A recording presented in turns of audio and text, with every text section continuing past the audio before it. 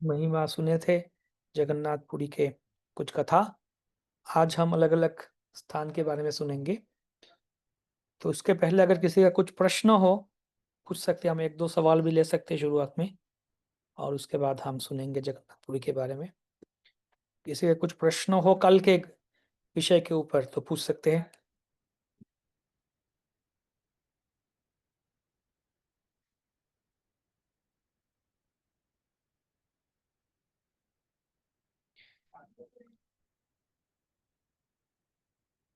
हाँ, सच्चितनय गौर प्रभु। हरे कृष्णा प्रभु जी, दंडवत प्रणाम। प्रणाम प्रभु जी।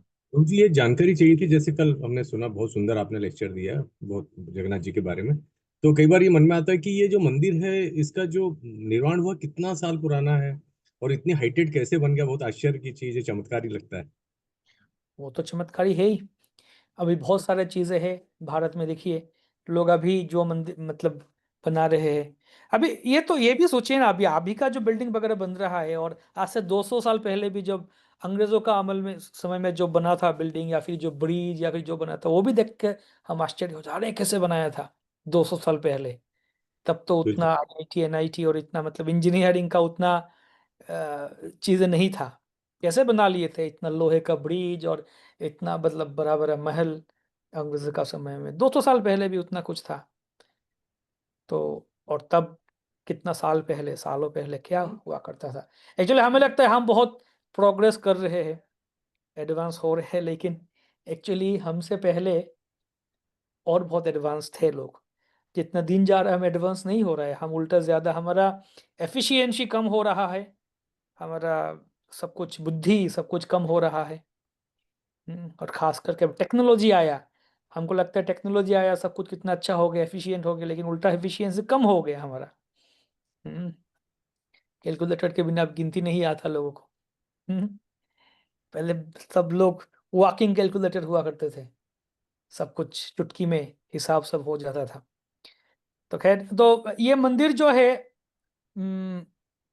मतलब ये जो राजा बनाए थे, तो इनने दुन्ने राजा भी बनाए थे मंदिर, लेकिन मेरे ख्याल में बहुत साल, बहुत मतलब कुछ सेंचुरीज तक मंदिर बंद था जगन्नाथपुरी का। वो कालियवन, काला पहाड़, कालियवन नहीं, काला पहाड़, वो आया, वो आके आक्रमण किया था। और रक्तबाहु भी नाम था, आक्रमण किया था। तो बहुत समय ऐसे आक्रमण किया था, मंदिर टूटा, फिर बना।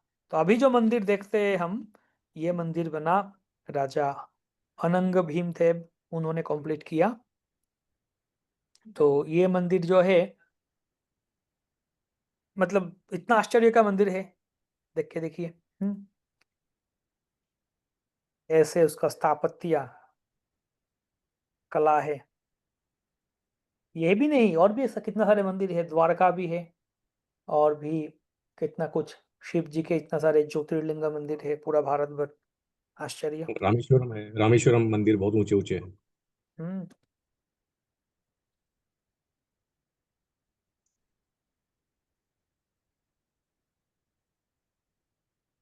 ठीक है। तो आज हम मंदिर के ही, जगन्नाथ मंदिर के ही अंदर में और सारे मंदिर हैं, उनके बारे में सुनेंगे।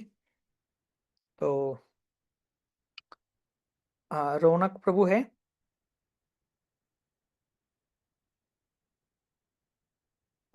हरे कृष्णा प्रभु जी। जी Prabhu ji. Yes Prabhu ji, so you can play. Okay okay प्रभु।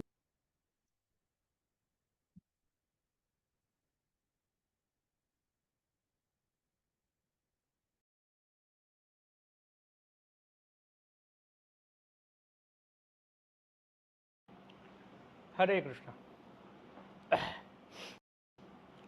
ओम ज्ञानतिमिरान्धस्य ज्ञानाञ्जनशलाकया चक्षुरुन्मिलितं येन तस्मै श्रीगुरुवे नमः। श्रीचैतन्यमनोभीष्टं स्थापितं येन भूतले स्वयं रूप कदा मह्यं ददाति स्वपदान्तिकं। वन्देऽहं श्रीगुरो श्रीयुतोपदकमलं श्रीगुरून् वैष्णवांश्च श्रीरूपं स्वाग्रजातं सहगणरघुनाथान्वितं तं सजीवं स्वाद्वैतं सावधूतं परिजनसहितं कृष्णचैतन्यदेवं श्रीराधाकृष्णपादान् सहगण सरिता श्रीविशाखान्वितांश्च नमयो विष्णुपादाय कृष्णपृष्ठाय भूतले श्रीमते भक्तिवेदांत स्वामिनिति नामिने नमस्ते स्वारस्वते देवे गौरवाणी प्रचारिणे निर्विशेष शून्यवादी पाश्चात्यदेशतारिणे वंशाकल्पतरुभ्यश्च कृपा सिन्धुभ्य एव च पतितानां पावनेभ्यो वैष्णवेभ्यो नमो नमः। श्रीकृष्ण चैतन्य प्रभु नित्यानंद श्री अद्वैत गदाधर शिवासदि गौरभक्तवृंद हरे कृष्णा कृष्ण कृष्णा हरे हरे हरे राम राम राम हरे हरे। हरे कृष्ण। सबको स्वागत है श्री जगन्नाथ पूरी परिक्रमा में। नीलाचल निवासाय नित्याय परमात्मने बलभद्रम सुभद्राभ्याम जगन्नाथायते नमः। तो हम कल जगन्नाथपुरी के महिमा इन जनरल चर्चा किए थे और साधारण रूप से, और जगन्नाथपुरी परिक्रमा कैसे किया जाए उसका एक क्रम ये भी चर्चा किए थे। तो आज हम जगन्नाथपुरी के और भी कुछ स्थान के बारे में चर्चा करेंगे जहाँ पे जो अलग अलग चीज़ है। तो एक तो है वहाँ पे देखिए मायापुर धाम और नवद्वीप धाम एक कमल जैसे था, पद्म हम चर्चा किए थे, अष्टदल पत्र पद्म, 8 पंखुड़िया है और बीच में उसका कर्णिका है, हौल है, वो है अंतर्दीप मायापुर। और बाकी जो 8 पंखुड़िया या फिर उसका पेटल्स है वो है 8 द्वीप, एक लोटस जैसे है नवद्वीप धाम। और जगन्नाथपुरी धाम पूरा पुरुषोत्तम क्षेत्र बोलेंगे तो शंख चक्र गदा पद्म, उसमें से जगन्नाथपुरी जो पूरी शहर है वो शंख क्षेत्र है, शंख जैसे है।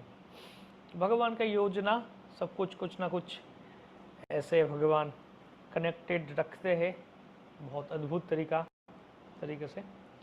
तो जगन्नाथपुरी में 36 कल बोल रहे थे 36 तरह का जाति होते हैं और ये वंश परंपरा से सेवा करते आ रहे हैं। जैसे कोई जाति होंगे कि वो सिर्फ जगन्नाथ का जो झंडा है वो लगाते हैं, रोज उनका वही सेवा है, झंडा लगाते हैं। तो वो वंश परंपरा से एकदम पुरखों से लेके अभी भी पीढ़ी भर पीढ़ी वो लोग वही सेवा कर रहे हैं। कोई जाति है जो कुकिंग करते हैं तो वो कुकिंग करते आ रहे हैं।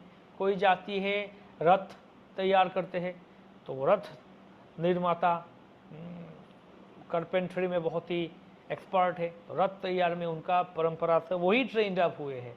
कोई जाति है वो स्नान यात्रा के समय कुछ खास सेवा करते हैं, या फिर जो शबर जाति है खास कर दैतापति बोला जाता है उनको, वो जगन्नाथ जब स्नान यात्रा के बाद जगन्नाथ के जब अभी जो समय चल रहा है जहाँ जगन्नाथ ने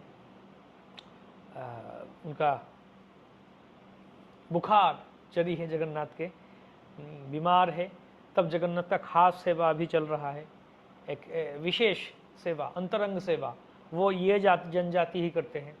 अभी देखिए यहाँ पे भी एक सुंदर एक कथा तो ये है कि हम मतलब हम बाहर जाते हैं ऑफिस में या व्यापार में, नौकरी में, जिनका जो प्रोफेशन है, हम बाहर के दुनिया में सबके साथ मिलते हैं, जुलते हैं, काम करते हैं। ऑफिस में हमारा कॉलीग हो, रोज़ हम जाते हैं, एक साथ बैठते हैं, काम करते हैं, रोज़ 8-8, 9-9 घंटा एक साथ हम ऑफिस बिताते हैं। या फिर व्यापार में जाते, व्यापार में हमारा जो कस्टमर हो या फिर और भी कॉलीग हो, हम रोज़ बहुत समय बिताते हैं, बिजनेस मीटिंग करते हैं, मतलब लोगों के साथ हमारा एक संबंध होता है, मिलते जुलते हैं, है ना। लेकिन जब हमारा बुखार हो जाता है या फिर तबीयत खराब हो जाता है, हम बाहर कहीं पे नहीं जाते, घर में क्वारंटाइन, अपने घर में लेटे रहो, या कोई बुखार हो गया, सर्दी जुकाम हो गया, तबीयत खराब हो गया, घर में लेटे रहो। तो उस समय हम किसी से नहीं मिलते बाहर जाके, कोई भी आते नहीं, हम भी जाते नहीं, कि घर में ही रहते हैं। और घर वाले तब सिर्फ रहते हैं, माँ साथ में रहती है या फिर पत्नी साथ में रहती है, जो सेवा है सेवा करती है। अरे खाना लेके आओ, खाना लेके खिलाओ, कपड़े अपने जो भी हो सब कुछ ठीक करके दो, बिस्तर ठीक करके दो, हाथ पकड़ के लेके जाओ बाथरूम में, या फिर बुखार हो या तो अदरक का पट्टी लगाते हैं सर पे, जल पट्टी। मतलब अंतरंग सेवा, बहुत क्लोजली जो सेवा है, खाना खिला के दो, मतलब पानी पिला के दो, दवाई पिला के दो, दवाई खिला के दो, बहुत टाइम टू टाइम। तो ये जो काम है बाहर वाले नहीं करेंगे। जो कॉलीग, हमारा ऑफिस का कॉलीग या फिर व्यापार का कॉलीग है, आजू बाजू वाले जो भी हो, वो लोग आके नहीं करेंगे, वो घर वाले, माँ करेगी या फिर पत्नी करेगी, या घर वाले जो है वो लोग करेंगे, बहन करेगी आके, वो मदद करेगी, है ना। अंतरंग, नज़दीकी, बहुत क्लोज जो है, इंटीमेट जो है घर वाले, वही करेंगे। हम जिनको हमारा प्रिय मानते हैं, हमारे निजी जन मानते हैं, वही हमारा ये सब काम करेंगे। तो वैसे ही जगन्नाथ पूरे साल सबका सेवा लेते हैं और सबको दर्शन देते हैं, है ना। लेकिन ये जो समय है 15 दिन, स्नान यात्रा के बाद, रथ यात्रा के पहले, ये जो 15 दिन समय है, अनवसर काल कहते हैं। इस समय जगन्नाथ का उनका बुखार हो गया और तबीयत खराब हो, इतना सारे पानी डाला उनके ऊपर, इतना नहा लिया, नहला दिया गया उनको, तो उनका बुखार चढ़ गया। तो अभी ये समय वो दूसरा किसी से नहीं मिलेंगे। और ये भी एक बात तो है कि लक्ष्मी देवी से मिलना है अभी, और लक्ष्मी देवी का कंप्लेंट है कि आप तो सब समय सबके दुनिया वालों के लिए हो, लेकिन मेरे लिए वो जो खास, वो एक कॉमन कंप्लेंट है, पत्नियां करती रहती है घर में, कि आप दुनिया वाले को समय देते हो, सबके लिए आप उपलब्ध हो, लेकिन मेरे लिए नहीं, मेरे लिए आपके पास समय नहीं है, आप बहुत बिजी हो हमेशा। तो जगन्नाथ जी भी ऐसे बिजी रहते हैं, पूरा दिन तो दर्शन देते ही देते हैं। रात को जब मंदिर बंद होता है तब भी भगवान सोते नहीं, देवताएं आते हैं, देवताएं आते हैं और जगन्नाथ जी से बात करते, रिपोर्ट देते हैं। इंद्र, चंद्र, वरुण, यमराज आके, प्रभु यहाँ पे वो हुआ, वहाँ पे वो हुआ, आज मैंने ऐसे किया, आज मैंने वैसे किया, सारे रिपोर्ट देते हैं। और जो 2-3 घंटा समय होता है रात को जब मंदिर बंद रहता है, उस समय भी भगवान तो अकेला नहीं, ऐसा नहीं कि लक्ष्मी देवी कुछ समय बिताएंगे, नहीं। तो लक्ष्मी देवी का एक वो नाराज़गी थी, वो कंप्लेन कर रही थी कि मुझे क्वालिटी टाइम, पर्सनल टाइम नहीं दे रहे आप। तो बोले ठीक है, कोई नहीं, ये 15 दिन तुम्हें दिया जाएगा समय। तो ये 15 दिन समय लक्ष्मी देवी के साथ है प्रभु जगन्नाथ। इसलिए कहा जाता है इस समय कोई भी आके दरवाज़ा खोल दर्शन कर लो, नहीं, भगवान, वो अपराध होता है, ऐसे मैंने सुना। उस समय अपराध होता है, वो नहीं करना चाहिए जगन्नाथ को, अंतरंग समय होता है। और तो और क्या है, इस समय जगन्नाथ, मतलब पूरा साल जो है 365 में से आप सोच लीजिए 350 दिन, 350 दिन का जो सेवा है, ब्राह्मण लोग को, जो पांडा है, पुजारी है, वो जगन्नाथ का सेवा, पूजा अर्चन सब कुछ करते हैं। लेकिन ये जो 15 दिन समय, वो पांडा, पुजारी, जो ब्राह्मण है, वो नहीं आते हैं। इस समय खास करके एक जनजाति है जिसे कहते हैं दैतापति। ये एक्चुअली शबर है, वो जो शबर राज विश्ववसु जो नीलमाधव का सेवा पूजा कर रहे थे नीलमाधव पर्वत के ऊपर, और विद्यापति, वो तो कहानी पता ही है, इसलिए मैं इतना बड़ा कहानी दोहरा नहीं रहा हूँ। वो विद्यापति जा गए थे वहाँ पे, विद्यापति उनके विश्ववसु के पुत्री कन्या से शादी किए थे, विवाह किए थे, और उसके बाद विद्यापति को, दामाद को लेके गए थे ससुर नीलमाधव को दर्शन कराने। तो वो जो शबर है, शबर का इतना, देखिए शबर के पास भगवान सेवा ले रहे थे, इतना राजा महाधिराज छोड़ के शबर के पास सेवा ले रहे थे। तो वो शबर जाति जो है ना, उनका ही जो वंशज है, उन्हें कहते हैं दैतापति। दैत शब्द का मतलब है जो बहुत ही कृपा प्राप्त। राधे जय जय माधव दैते, गोकुल तरणी मंडल दैते, राधे जय जय माधव दैते, मतलब हे राधे, श्रीमती राधा रानी, आप माधव के बहुत प्रिय हो, बहुत ही प्रिय, कृपा के आप पात्र या पात्री हो, माधव दैते। तो वैसे ही इनको कहा जाता है दैतापति, मतलब इतना प्रिय भगवान के, इतना कृपा प्राप्त है, भगवान इतना कृपा करते हैं इनको, ये जो शबर जाति को। तो ये जो 15 दिन समय है, वो लोग ही आके जगन्नाथ का सेवा करते हैं। तो इसलिए इसका मतलब सोचिए कि ये जब भगवान जी, वो ठाकुर जी, बुखार है, तबीयत खराब है, उस समय वो किनका सेवा ले रहे हैं? शबर जाति का सेवा ले रहे हैं। मतलब इतना दया उनका। ऐसा नहीं बोल रहे मुझे ब्राह्मण लोग सेवा करना करेंगे, तो ब्राह्मण का हाथ छोड़ के मैं किसी का हाथ में नहीं खाऊंगा, नहीं। ये शबर जाति है, नीचे जाति है, ये सो शबर तो ऐसे है 4 वर्ण से भी अलग है, मतलब बाहर है। 4 वर्ण ब्राह्मण क्षत्रिय वैश्य शूद्र, शूद्र से भी नीचे है कहा जाता है। अंत्यजा उनका भी सेवा ले रहे भगवान, तो इसलिए जगन्नाथ जी सबके हैं। तो भी यहाँ पे एक सवाल उठता है, जगन्नाथ जी अगर सबके हैं, शबर का भी सेवा ले रहे हैं और जनजाति सबका ये ले रहे हैं, तो फिर जगन्नाथ मंदिर में भेदभाव क्यों है? विदेशी लोगों को प्रवेशाधिकार क्यों नहीं दिया जाता है?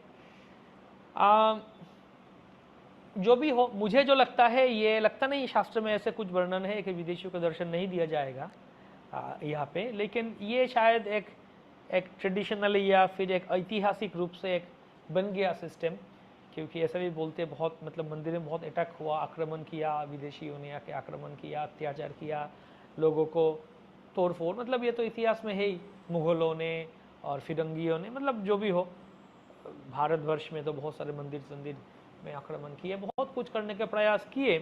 तो इसीलिए शायद इन लोगों ने कुछ नियम बनाया होगा कि किसी को प्रवेश अधिकार नहीं दिया जाएगा। मुझे नहीं पता शास्त्र में कहीं पे ऐसे वर्णन होगा कि नहीं, जो विदेशी हो या विधर्मी हो इनको दर्शन नहीं, मंदिर में प्रवेशाधिकार नहीं दिया जाएगा। अगर आप में से किसी को पता हो ऐसे कुछ शास्त्र का इंजंक्शन तो मुझे बताइएगा। मुझे तो नहीं पता है। अगर ऐसे होता तो प्रभुपाद नहीं बोलते कि हमारे विदेशी भक्तों को दर्शन दिया जाए। श्रील प्रभुपाद वो बहुत बार चाह रहे थे, वो खुद भी गए थे, पूछे थे, लेकिन हुआ नहीं। और बाद में हिज होलीनेस जयपति गोस्वामी गुरु महाराज को भी बोले, एक इंस्ट्रक्शन दिए कि तुम ये प्रयास करो कि ताकि हमारे जो विदेशी भक्त है, हरे कृष्ण भक्त, उनको भी दर्शन दिया जाए जगन्नाथ मंदिर के अंदर। तो हालांकि वो नहीं दिया जा रहा है। तो पॉइंट है कि महाप्रभु के समय हरिदास ठाकुर और रूप गोस्वामी, सनातन गोस्वामी, वह भी नहीं जाते थे।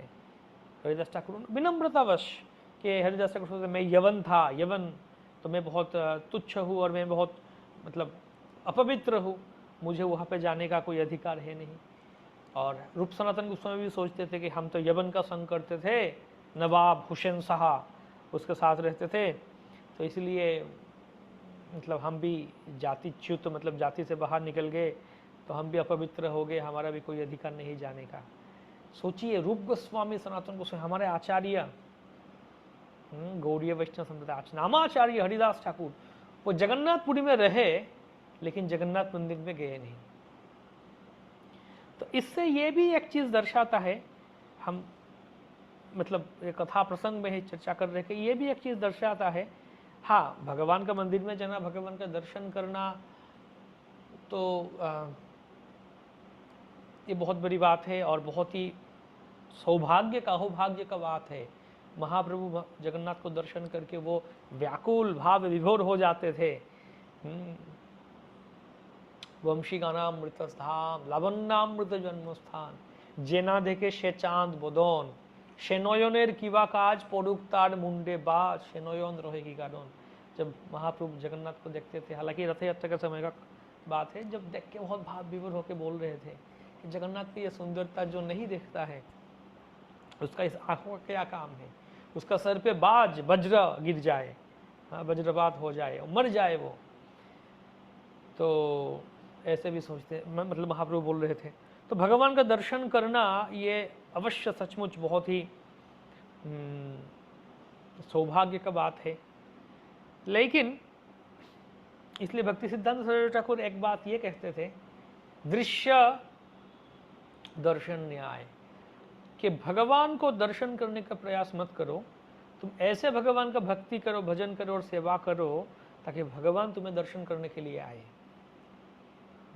जैसे हरिदास ठाकुर, वो जगन्नाथ को दर्शन करने नहीं जाते थे, लेकिन वो ऐसे हरिनाम करते थे कि स्वयं महाप्रभु श्री कृष्ण चैतन्य राधा कृष्ण नहे अन्य, श्री गौरांग महाप्रभु स्वयं भगवान पूर्ण पुरुषोत्तम श्री महाप्रभु, वो जगन्नाथ मंदिर जाते थे, जगन्नाथ को दर्शन, जगन्नाथ के प्रसाद हम लेके आते थे हरिदास ठाकुर के लिए। रोज आते थे महाप्रभु, हरिदास ठाकुर से मिलते थे और प्रसाद लेके आते थे। ये भी एक उदाहरण या फिर एक उज्ज्वल एक दृष्टांत है। योगक्षेम बहाम्यहम की अनन्यश्चिंतयन्तो माम ये जना पर्युपासते, कि आप भगवान का नाम करो, भगवान आपके लिए जो चाहिए भगवान लेके आएंगे। खाना चाहिए भगवान लेके आएंगे, रोटी कपड़ा मकान भगवान देंगे आपको। हरिदास ठाकुर जैसे तन्मय होके भगवान के नाम में डूबे रहो, जो चाहिए भगवान लेके आएंगे आपके लिए। बहाम्य हम अर्जुन मिश्र का कहानी सुनते हैं हम, या गीता पांडा का कहानी है, भगवान पीठ में लेके आए थे राशन पानी सब कुछ। तो हरिदास ठाकुर या चैतन्य चरितामृत वो इतना नहीं दिखाई जाते। तो जो पॉइंट मैं यहाँ पे बोलना चाहता हूँ, लाना चाहता हूँ कि हाँ, ये भक्ति में मंदिर में जाना, भगवान को दर्शन करना, ये अवश्य भक्ति का अंग है और भक्त को अवश्य ही रहना चाहिए हमेशा। ये सब 64 अंग में मंगल आरती जाओ, दर्शन करो, गुरु पूजा जाओ, पूरे अंग सब कुछ पालन करना है। लेकिन मुख्य बात या सूक्ष्म बात यहाँ पे ये है कि चेतना कैसे होना चाहिए। चेतना कैसे होना चाहिए? चेतना हमेशा कृष्ण भावना में होना चाहिए, भगवान के चिंतन में होना चाहिए हमेशा, सोच विचार। अगर चिंतन में है तो बड़े बड़े मंदिर का जरूरत है नहीं। प्रभुपाद जी लिखते हैं चैतन्य चरितामृत में भी, तात्पर्य पढ़िएगा तो सुंदर तरीके से प्रभुपाद लिखते हैं कि बड़ा बड़ा मंदिर बनाना ये कनिष्ठ भक्त का काम है, और जो उत्तम भक्त है वो शास्त्र पढ़ते हैं, शास्त्र लिखते हैं, उसका छापते हैं, उसको प्रचार करते हैं। ग्रंथ शास्त्र मतलब ये कलयुग में जो है भागवत विधि, ये मुख्य रूप से है। पंचरात्रिक विधि मतलब भगवान का विग्रह का अर्चन, पूजा मार्ग सब कुछ, लेकिन भागवत विधि श्रवण कीर्तन यही मुख्य है। रूप सनातन शरद गोस्वामी वो पहले जाके मंदिर नहीं बनाए वृंदावन में, पहले जाके वो हर एक पैर के नीचे रहते थे, एक एक पैर के नीचे एक एक दिन रहते थे, और वो थोड़ा छाछ पी के रह जाते थे, वो ग्रंथ लिखते थे, शास्त्र लिख रहे थे, हरिनाम भजन कर रहे थे, ग्रंथ लिख रहे थे, पैर के नीचे खुश थे। और उनका विग्रह जो था, सनातन गोस्वामी रोटी बना के दिए, बिना नमक का रोटी, खाना है तो खाओ मदन मोहन जी, वरना आप चले जाओ दूसरा किसी के पास। बोले नहीं मैं तुम्हारे पास ही खुश हूँ, मुझे बिना नमक का चलेगा, दो मुझे। तो बाद में कोई व्यापारी आया, आके बोला मैं क्या करूँ, बोला हाँ मंदिर बना के दो, तो वो व्यापारी आके मंदिर बना के दिया। तो रूप सनातन गोस्वामी ऐसे नहीं कि मैं हम मंदिर बनाएंगे, उतना ऐसे नहीं था। तो बाद में हाँ मंदिर था, बड़ा मंदिर, भगवान का सेवा पूजा सब कुछ विधान बनाए। तो प्रभुपाद भी इस्कॉन पूरा विश्व भर प्रचार किए।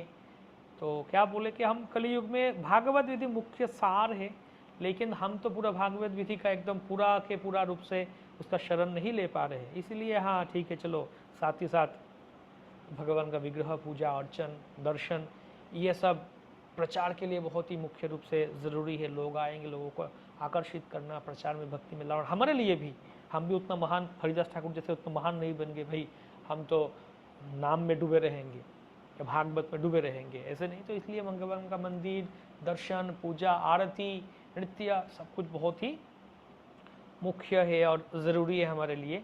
लेकिन मुख्य विषय ये है चेतना को शुद्ध करना, सूक्ष्म बात ये है अंत में, क्योंकि एक समय होगा हम बिस्तर में पड़े रहेंगे। हाँ मेरा कुछ बैक पेन हुआ, मैं हिल नहीं पाया, बिस्तर से उठ नहीं पाया, डॉक्टर बोले जस्ट लेटे रहो कुछ दिन।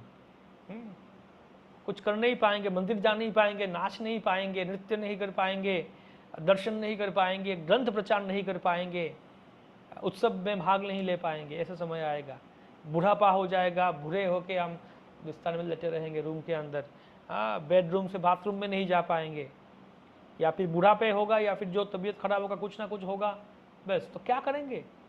उस समय हमारा जो शरीर है बहुत ही वो काम करना छोड़ देगा, लेकिन मन जो है और ज़्यादा अशांत हो जाएगा, और ज़्यादा चंचल हो जाएगा। इसीलिए सूक्ष्म बात यह है कि मन को स्थिर करना है, भगवान का चरण में लगाना है, भगवान का नाम में और भगवान का कथा में लगाना है, यही मुख्य बात है। तो खैर ये जो पॉइंट्स हम बता रहे थे कि 36 जाति है, अलग अलग सेवा करते आ रहे हैं जगन्नाथपुरी में। बहुत ही सुंदर सिस्टम, बहुत सुंदर है वहाँ पे, अच्छा लगता है। कभी कभी है ना, हम तो जगन्नाथपुरी जाते हैं, हाँ मंदिर में जाके हाँ चलो दर्शन करो, भागो प्रसाद लो चलो। कभी कभी क्या है अच्छा लगता है, जाइए वहाँ पे बैठे रहिए मंदिर के अंदर कुछ समय, थोड़ा ऐसे ही माला कीजिए, हरिनाम कीजिए और घूमिए मंदिर के अंदर, दर्शन कीजिए, लोगों को ऑब्जर्व कीजिए, जो पुजारी है, पंडा, अलग अलग सेवा, बहुत सुंदर लगता है देखने में। कोई प्रसाद लेके जा रहा है, कोई पांडा, कोई पुजारी, उनका जो अलग, उनका जिनका जो सेवा है उस सेवा में वो मग्न है। हाँ, कोई डोनेशन दो, दक्षिणा दो, उसको लेके भी बहुत तंग कर लेते हैं। हाँ, इसी पॉइंट में ये भी बता सकते हैं कि पुरी में जाते हैं हम तो पांडा जो है थोड़ा तंग करते हैं, बहुत सारे पांडा, बहुत सारे लोग, ब्राह्मण लोग, कि इधर आओ दर्शन करा देंगे और इतना दो, 500 रुपया दो, 200 रुपया, नहीं देंगे तो गाली भी बक देते कभी कभी, और कभी कभी बहुत गुस्सा हो जाता है बहुत। तो लोग ये भी डरते, अरे जगन्नाथ का पांडा को हम नाराज़ कर दिया, या फिर कोई कोई तो खुद गुस्सा हो जाता है, ऐसा क्यों करना चाहिए पांडा को, मतलब ये ऐसा हो जाता है। कोई लोग, हमारा भी ऐसे मन में भाव, गलत भाव आ जाते हैं उनके प्रति, हमारा भी द्वेष भाव आ जाता है, तो क्या करना चाहिए। तो मैं पूछ रहा था ये प्रश्न परम पूज्य श्री श्रीमद् भक्ति पुरुषोत्तम स्वामी महाराज को, कि महाराज क्या करना चाहिए इस स्थिति में कि पांडा लोग बहुत ही पैसा के लिए बहुत ही तंग करते हैं, दक्षिणा दो, इतना दो, उतना दो, उनका डिमांड होता है 500 रुपया दो, या 50 रुपया देंगे नहीं चले, 500 दो। तो महाराज जी तो बोले कि, महाराज बोले पहले तो मैं क्या करता हूँ, मैं जब जाता हूँ मंदिर में, पहले कोई एक पांडा को पकड़ लेता हूँ और उसको, उसके हाथ में 100-200 रुपये पकड़ा देता हूँ कि मुझे दर्शन करा दो। तो वही पांडा मुझे जाके हर एक जगह में दर्शन करा के लेके आता है। तो वो एक पांडा, मतलब वो मेरा गाइड बन गया, तो इसलिए बाकी कोई मुझे तंग नहीं करता, बाकी पंडा तंग नहीं करता, मतलब एक के साथ वो मुझे लेके इधर से उधर, उसको पता है कहाँ से कहाँ लेके जाना है, दर्शन वर्शन करा के पूरा उसको 150-200, 1-200 जो भी इतना भी हो उसको दे के, आप एक पंडा को पकड़ लो, उसको दक्षिणा दे दो, वो आपको दर्शन करा के शांति से लेके आ जाए।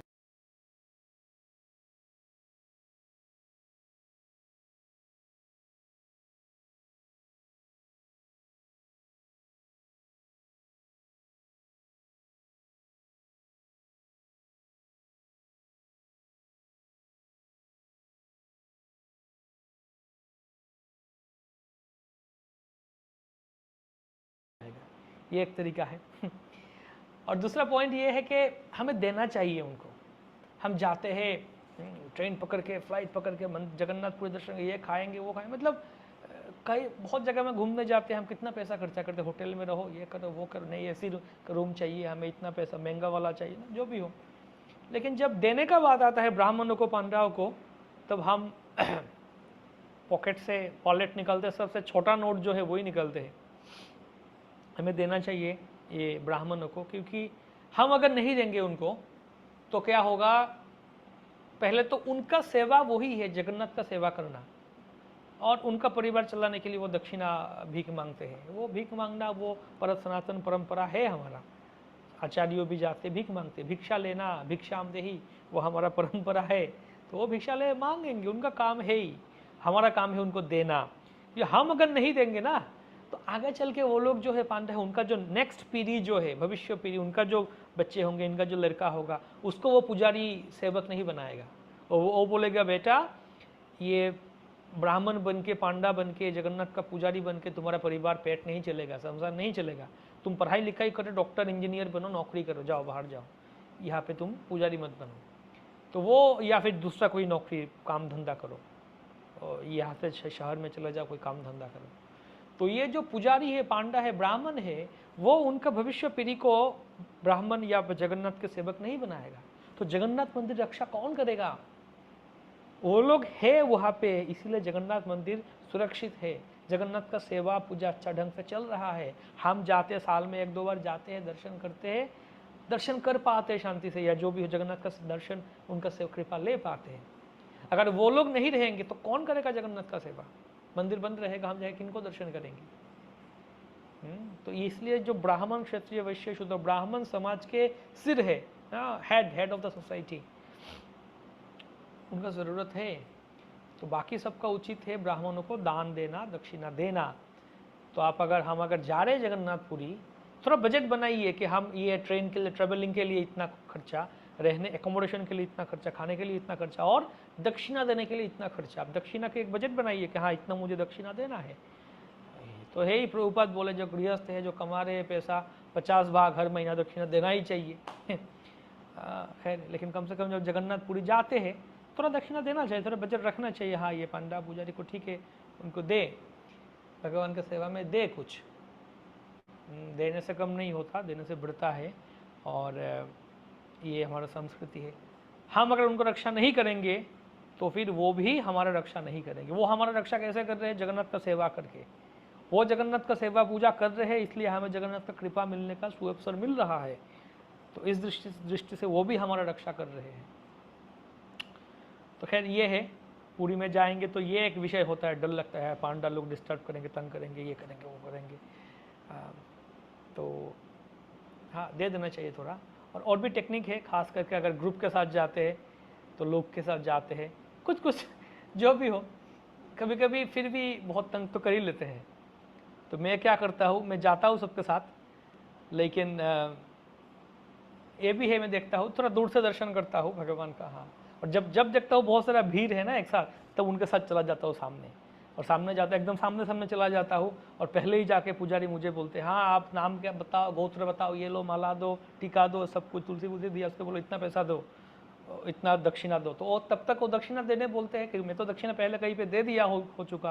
अभी हर एक जगह में दक्षिणा मांगते हैं ये लोग, हर एक जगह में देने के लिए कभी मतलब कठिन होता है। हर एक, इतना सारे मंदिर है वहाँ पे भी अंदर में, तो ठीक है देना चाहिए। लेकिन कभी कभी तो मैं क्या करता हूँ, हाँ दर्शन करता हूँ, तो मुझे पता है बहुत लोग एक झुंड में आ गए ना, तो मेरे साथ ज़्यादा समय नहीं बिताएंगे वो लोग। बोले दक्षिणा दो, दक्षिणा इतना दो, इतना दो, तो मैं दर्शन कर रहा हूँ, हाँ हाँ दर्शन प्रणाम कर रहा हूँ, दर्शन दो। तब तक और भी लोग आ गए, तो वो लोग उनके तरफ ध्यान दे दिए, और तब उस दृष्टि से हाँ प्रणाम करके मैं आ जाऊँ। क्या करें, बहुत तंग करते हैं। और ऐसा भी नहीं है कि आप हाँ 50 रुपया दिए खुश हो गए, नहीं, इतना ही देना पड़ेगा, 500 या 200 रुपया ही देना पड़ेगा, कम देंगे वो भी बोलेंगे। तो कभी कभी हाँ 50 हो या जो भी हो, दान पात्र सामने रख के आ जाते हैं। लेकिन हाँ एक बजट तो होना चाहिए, कुछ बजट होता है, इतना देना चाहिए, इतना हाँ देते हैं, कुछ ये करते हैं। लेकिन उसके बाद भी इतने सारे पांडा है ना, अभी सबको तो नहीं दे सकते, तो वो भी हैक है।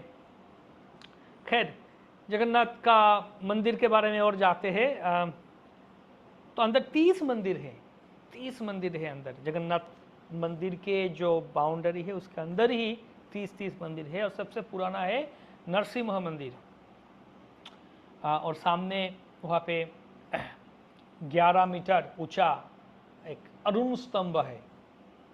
ठीक है, ये स्तंभ पहले कोणार्क में था, सूर्य मंदिर में था, तो 1800 सदी में वो अरुण स्तंभ को पूरी मंदिर में लेके आया गया।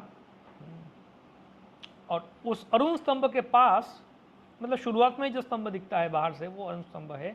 अरुण स्तंभ से जाते हैं तब जगन्नाथ का एक विग्रह है, पतित पावन जगन्नाथ। वो बाहर से भी दिखा जाता है, बाहर से भी, रास्ता से भी देखते हैं हम। और जो मतलब जिनको प्रवेशाधिकार नहीं है मंदिर में, कि मंदिर में जाने का अधिकार नहीं है, वो भी बाहर से पतित पावन जगन्नाथ को दर्शन कर पाते हैं। तो पतित पावन, सोचिए, पतित पावन मतलब जो पतित लोग हैं उनको उद्धार करने के लिए है वो। तो सबके प्रति दयालु है, कृपालु है जगन्नाथ के ये जो विग्रह, ये जो रूप स्वरूप।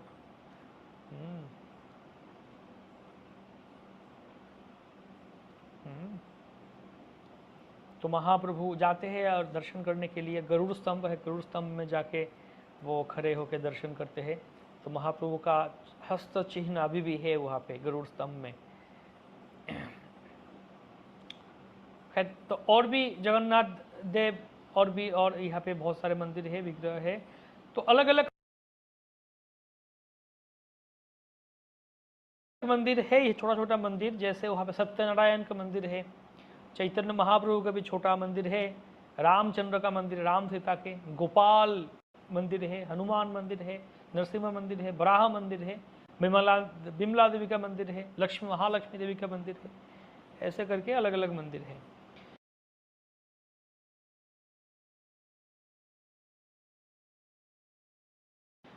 सो वहाँ पे अलग अलग स्थान है, जैसे 22 पहाच कहते हैं। 22 पहाच मतलब बरदंड। बरदंड मतलब जो ग्रैंड रोड है, ग्रैंड रोड से बाहर, और जो उससे मतलब बाहर और अंदर का जो दीवार है, बाउंड्री वॉल है, ये जो उस तक जो बाई सीरिया है ना, सीरिया चढ़ के हम ऊपर चलते हैं। मतलब सिंहद्वार से जब आएंगे आप, घुसेंगे मंदिर में, प्रवेश करेंगे, तब शुरुआत में ही जो सीरिया आते हैं, वो सीरिया 22 सीढ़ी है, इसे कहते हैं 22 पहाच। और ये सीढ़ी को बहुत भक्त तो वहाँ पे सीढ़ी में भी प्रणाम करते करते जाते हैं, बहुत हर एक सीढ़ी में प्रणाम करते करते जाते हैं। क्योंकि बहुत सारे भक्त इसी सीढ़ी से, मतलब कितना सालों से, कितना युगों से, कि इसी सीढ़ी से कितना भक्त जगन्नाथ को दर्शन करने के लिए गए हैं। सोचिए, महाप्रभु भी गए हैं इसी सीढ़ी से चल के, तो भक्त सब प्रणाम कर करके जाते हैं। उसके बाद अंदर कल्पपट है, या अक्षय वट, कल्पवट कहा जाता है। तो कल्प मतलब 1000 चतुर्युग। तो सत्य, त्रेता, द्वापर और कली, ये 4 युग जब एक बार घूमता है ना, एक चक्र होता है। सत्य युग जैसा कलयुग का है 4,32,000 साल सत्य युग, द्वापर युग 8,64,000 साल, ऐसे त्रेता युग 12,96,000 ईयर्स, ऐसे कलयुग सत्ययुग कुछ 17 लाख कुछ ईयर। तो टोटल जोड़ेंगे, सत्य, त्रेता, द्वापर, कली एक बार घूम के जाएगा, वो है एक चतुर्युग। और ऐसे करके जब 1000 चतुर्युग होगा ना, तब ब्रह्मा जी के एक दिन मतलब 12 घंटा होता है। और फिर से और एक 1000 घूमेगा तो और एक चतुर्युग और एक कल्प मतलब और 12 घंटा, मतलब रात होता है। मतलब 12-12 24 घंटा, 12 घंटा में दिन, 12 घंटा में रात। तो ब्रह्मा जी के एक दिन मतलब 12 घंटा हमारे लिए 1000 चतुर्युग, और उसे कहते हैं एक कल्प। कल्प तो ये वटवृक्ष कहते हैं इसको। ये कल्प का अर्थ ये भी एक है, कल्पों तक ये जिंदा है, जीवित है। और दूसरा एक है मनोभिलाष, जैसे वंशाकल्पतरुभ्यश्च, वंशाकल्पतरु मतलब जो भी आप चाहते हैं, जो भी आप मांगते हैं, इच्छा प्रकाश करते हैं, पूरा हो जाता है, वो है कल्पवट। इसलिए इसका नाम दिया गया है कल्पवट। तो ये मंदिर, ये वृक्ष, ये जो पेड़ है, सबके मनोकामना पूरा करता है। उसके बाद मुक्ति मंडप है, जहाँ पे 16 स्तंभ खंबा है, और जगह ऊंचा जगह है मुक्ति मंडप, जाके ब्रह्म सभा ये बोलता है जिसको। तो ये एक्चुअली ये मंडप में बहुत, मतलब यहाँ पे ज़्यादातर वहाँ पे दिखाई जाते जो पांडा लोग हैं ना, पुजारी, वो उधर ही बैठे रहते हैं। बहुत सारे पांडा, बहुत सारे ब्राह्मण वह मुक्ति मंडप में बैठे रहते हैं। और ये भी सुनते हैं हम जगन्नाथ का अलग अलग कथा में कि कभी कभी क्या हो जाता है, कुछ पता नहीं चलता है लोगों, मतलब क्या हो रहा है वहाँ पे। जैसे मान लीजिए एक बार जगन्नाथ मंदिर का द्वार नहीं खुल रहा था, कुछ तो हुआ द्वार, मतलब एक व्यक्ति आ गए थे जो ऐसे तर्क मनोभाव लेके आए हैं और जगन्नाथ को परीक्षा करने के लिए, वो भी कहानी है, सुंदर कहानी। जगन्नाथ को परीक्षा करने के लिए आए थे एक आदमी, बहुत बड़ा एक योगी, बहुत बड़ा एक तांत्रिक जैसे आए थे परीक्षा करने। तो मंदिर का द्वार बंद हो गया था, मतलब वो खुला नहीं था दरवाज़ा, द्वार। तो क्यों नहीं खोले दरवाज़ा, द्वार पता नहीं चल रहा है। तो सारे पांडा जो है पुजारी है, तो बोले, वो सोचे निश्चित कुछ तो गड़बड़ हुआ, कुछ तो अपराध हुआ। तो जब तक पता ना चले हम कुछ नहीं खाएंगे, हम कुछ आहार भोजन नहीं करेंगे, अनशन करेंगे, और वो मुक्ति मंडप में बैठ जाते थे। तो ऐसे जब भी होता है वो लोग मुक्ति मंडप में जाके बैठ जाते हैं, हाँ, कि जब तक कुछ पता नहीं चले, भगवान खुद आके हमें ना बताए कि क्या समस्या हुआ। तो मुक्ति मंडप में सारे पांडा बैठ जाते, सो जाते। तो रात को जगन्नाथ आके जो प्रधान पुजारी है, मुख्य पुजारी, हेड पुजारी है, उनको सपने में आते, हाँ ऐसे ऐसे हुआ, ये हुआ, वो हुआ, ऐसे करो, तब जाके सब उठते हैं। तो मुक्ति मंडप बहुत ही खास है। तो ये कहानी है उस व्यक्ति के, वो ऐसे आए, क्या भूल गया मैं वो व्यक्ति का नाम। ये भी एक प्रसिद्ध कहानी है। बहुत बड़ा एक जो भी हो पंडित थे, तो वो शास्त्र पढ़े, सब कुछ पढ़े, और वो शास्त्र में ऐसे पढ़े कि जगन्नाथपुरी में जाके अगर कोई जगन्नाथ को एक बार दर्शन कर ले, मंदिर में स्थित बैठे हुए जगन्नाथ के दर्शन कर ले, तो उसको पुनर्जन्म नहीं होता, मुक्ति मिल जाता। तो उसका मन में डाउट है, क्या ऐसा संभव है? सिर्फ दर्शन करने से मुक्ति मिल जाता है, पुनर्जन्म नहीं होता? मैं परीक्षा लूँगा, ये टेस्ट करूँगा शास्त्र का बात सही है या नहीं। तो उस भाव से नारायण भट्ट कुछ तो ऐसे कहानी है, जो भी हो, तो वो आए थे उस भाव लेके। तो अगले दिन दर्शन करने जाएंगे, दरवाज़ा नहीं खुल रहा है, नहीं खुल रहा है, नहीं खुल रहा है, क्या करें? सारे पांडा पुजारी सब चिंतित हो गए, नहीं खुल रहा है, क्या हो गया? सब लोग उधर बैठे रहे मुक्ति मंडप में। तब भगवान उनका सपने में आके बोले कि यहाँ पे ये जो व्यक्ति आया वो मुझे परीक्षा करने के लिए आया, तो जब तक ये यहाँ पे है तब तक मैं दर्शन नहीं दूंगा। उसका इतना बड़ा हिम्मत है, मुझे परीक्षा लेना चाहता है मेरा, उसको इधर तक भगाओ तब भी जाके दर्शन दूंगा। तो पांडा लोग आए, आके उसको बोले जाओ तुम भागो यहाँ से। जगन्नाथ जी बोले ऐसे ऐसे पूरा कहानी बोले। तो ये सुन के ये जो व्यक्ति रो लगे, रोने पड़े, रो पड़े के मतलब उनको ये समझ में आया उनका गलती, और विनम्रतावश वो जगन्नाथ के पास प्रार्थना करने लगे, हे प्रभु मुझे क्षमा कर दीजिए, मैं आपको परीक्षा करने लगा और मैं विश्वास नहीं किया शास्त्र पर और आपके ऊपर। तो ऐसे ऐसे जब ऐसे विनती भर और मतलब हम्बली वो जो प्रार्थना की है भगवान के पास, रोए, तब भगवान का दया हुआ, तब दरवाज़ा खोले, तब वो भी दर्शन कर पाए। तो ऐसे बहुत सारे कथाएं कहानी है जहाँ पे जब ऐसे कुछ सिचुएशन होता है तो जगन्नाथ के पांडा पुजारी जो है वो मुक्ति मंडप में बैठ जाते हैं। 16 खंबा है, ऊंचा जगह है वो। नीलाद्रि विहार एक जगह है जहाँ पे पश्चिम का जो द्वार है उस द्वार से जब आएंगे तब ये विहार सामने आता है। जो बाहर का बाउंड्री और अंदर का बाउंड्री है वो उसका बीच में नीलाद्रि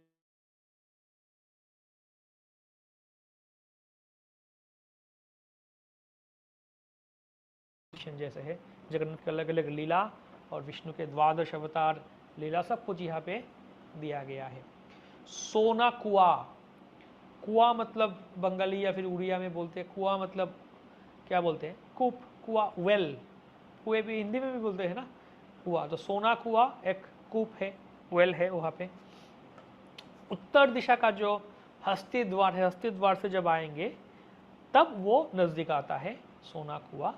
तो स्नान यात्रा के समय जगन्नाथ को स्नान कराने के लिए, मतलब नहलाने के लिए, स्नान कराने के लिए इसी कुएं का जल पानी जो लाया जाता है, इसी कुएं का पानी से जगन्नाथ को स्नान किया जाए। मतलब सोचिए कितना पवित्र है।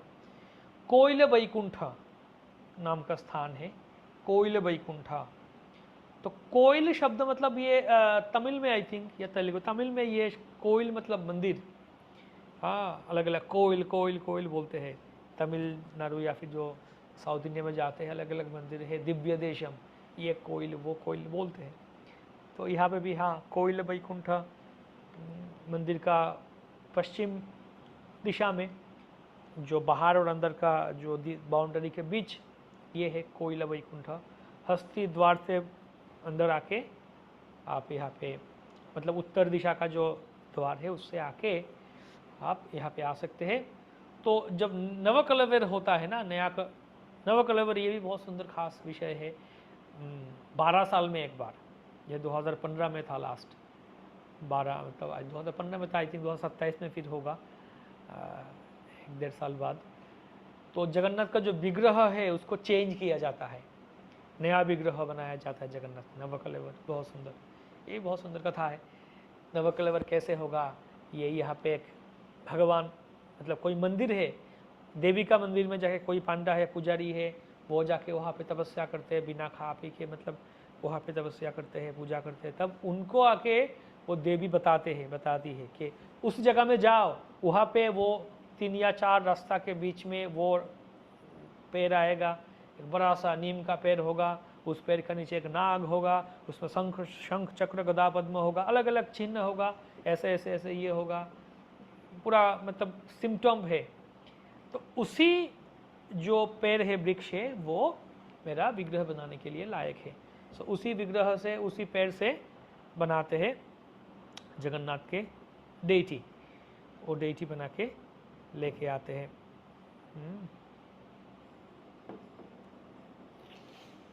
नवकलेवर, तो नवकलेवर जब होता है ना तो नया डेटी तो विग्रह होता है, और पुराने जो डेटी विग्रह है उनको जगन्नाथ बलदेव सुभद्रा का पुराना जो विग्रह है उनको ये कोइल वैकुंठ जो है वहाँ पे उनको समाधि दिया जाता है, मिट्टी के नीचे समाधि दिया जाता है पुराने डेटी को कोइल वैकुंठ में। वो भी बहुत सुंदर जगह है। आनंद बाजार आनंद बाजार तो और क्या बोले, आनंद बाजार नाम सुनते ही जीभ में पानी आ जाता है। आज द्वादशी है, अभी सुबह का समय है तो मैंने थोड़ा पारण किया, आनंद बाजार के याद आ रहा था। हाँ, सिंहद्वार से 22 स्टेप आएंगे तो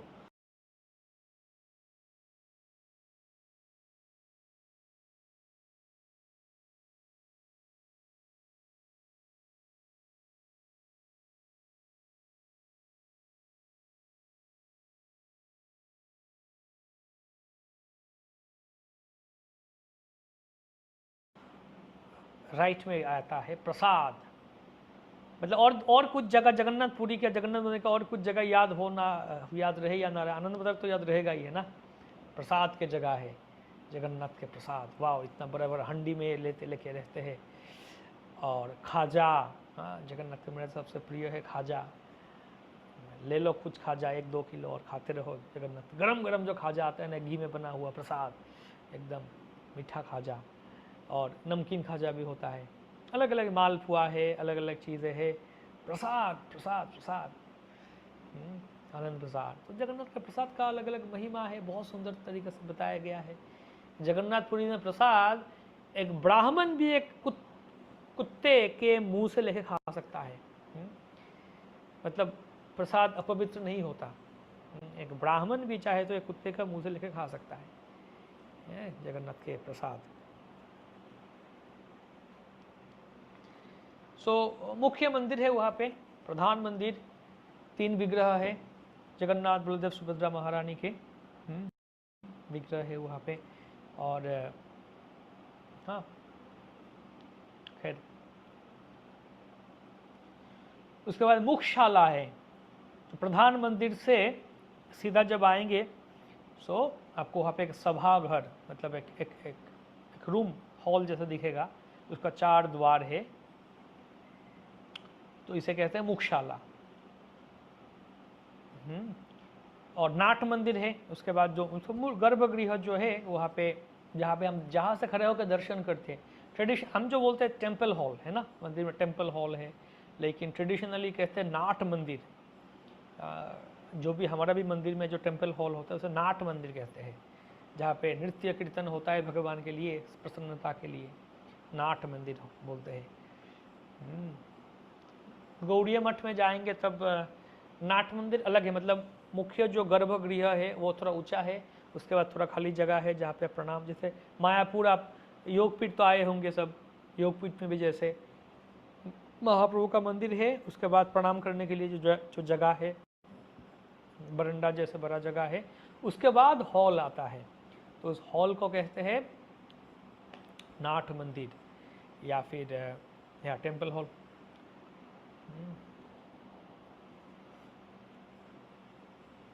भोग मंडप, भोग मंडप है नाट मंदिर के पास में, बहुत बड़ा एक हॉल रूम है। हाँ, 18 मीटर लंबा है और 17 मीटर ये चौड़ी है। बहुत सुंदर जगह। यहाँ पे भी दीवारें बहुत सुंदर सुंदर कृष्ण के अलग अलग लीलाएं दिया गया है। जगन्नाथ मंदिर में महाप्रभु का भी बहुत अलग अलग लीला हुआ, तो मैं अभी और डिटेल्स में नहीं जा रहा हूँ, सारे अलग अलग लीला है। जगमोहन परिमंडल जाओ, बहुत सुंदर कथा चैतन्य चरितामृत में है, बेरा कीर्तन लीला, तो वहाँ पे जो मंदिर का प्रांगण में महाप्रभु भक्तों के साथ बेरा कीर्तन लीला किए थे, जहाँ पे अद्वैत आचार्य नित्यानंद प्रभु, बक्रेश्वर पंडित, अच्युतानंद, श्रीवास ठाकुर, सत्यराज खान, नरहरिदास, ऐसे 7 संप्रदाय, 7 टीम बनाए महाप्रभु, 7 टीम बना के वहाँ पे बेला कीर्तन नृत्य। महाप्रभु एक ही समय 7 टीम में होते थे, अपने आप को 7 रूप में प्रकाश करके 7 टीम में नृत्य किया करते थे। सब सोचते थे महाप्रभु हमारे टीम में महाप्रभु है, हमारा टीम में महाप्रभु है, सब ऐसे सोचते, लेकिन महाप्रभु हर एक टीम में होते थे। तो राजा भी वहाँ आते थे, राजा प्रताप तो दर्शन करते थे महाप्रभु का नृत्य, राजपत्नी सबको लेके आके दर्शन करते थे। तो वहाँ पे कीर्तन होता है, उड़िया भाषा में बहुत कीर्तन है, सुंदर सुंदर कीर्तन, जगन्नाथ के महिमा कीर्तन, भजन है, उड़िया भजन। तो भजन होता है जगमोहन परिमुंडा जाऊ, ऐसे एक फेमस मुख्य भजन है, चैतन्य चरितामृत में वर्णित है ये। तो महाप्रभु उसमें नृत्य करते थे, वो गाते थे भक्त सब और महाप्रभु नृत्य करते थे। उड़िया पद महाप्रभुर मने स्मृति हईल, स्वरूपेरे সেই पद गाइते आज्ञा। महाप्रभु बोले ये गाओ, तो जगमोहन परिमुंडा जाओ।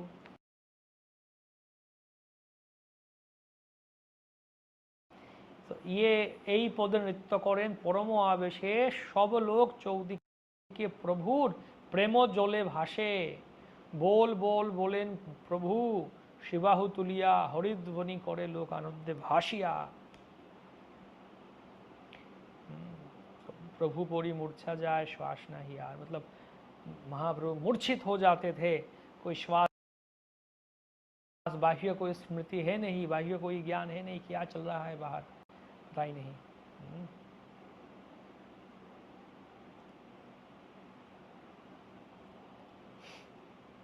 तो खैर ये चैतन्य चरितामृत में आपको मिल जाएगा, मध्य लीला में 11 अध्याय परिच्छेद में आपको मिल जाएगा ये सुंदर कहानी, कथा, लीला पढ़िएगा।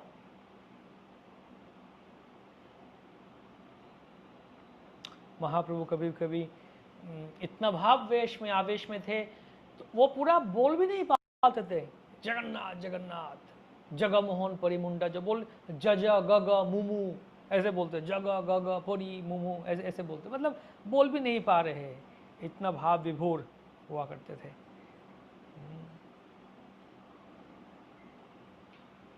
खैर ये भी एक सुंदर कथा है कि महाप्रभु एक बार जगन्नाथ को दर्शन कर रहे थे और गरुड़ स्तंभ के पास खड़े होकर दर्शन करते थे। तो एक उड़िया, एक वृद्धा, मतलब एक बुजुर्ग, एक औरत, बूढ़ी औरत वो आई थी और इतना भीड़ थे ना मंदिर में, तो वो दर्शन कर नहीं पा रही थी। तो वो ऐसे कैसे तैसे करके ऊपर चढ़ के दर्शन करना चाह रही थी। तो अभी वो महाप्रभु के कंधे में पैर देकर खड़ी हो गई। तो महाप्रभु 7 फीट का ऊंचा थे, अभी पता नहीं हुआ कैसे महाप्रभु का वहाँ कंधे में चढ़ गई, लेकिन कैसे तैसे तो वो चढ़ गई और महाप्रभु का कंधे में वो पैर रख के दर्शन कर रही थी। तो महाप्रभु का सेवक गोविंद तो देखे, अरे अरे अरे क्या, तो उस औरत को उतारने का प्रयास कर रहे थे वहाँ से, लेकिन महाप्रभु बोले कि आदिवस्या, यही स्त्री के नाको रघुषण। आदिवस्या मतलब एक प्रेम से, एक मतलब डांटे, ए आदिवस्या मतलब प्रेम से डांट दिए कि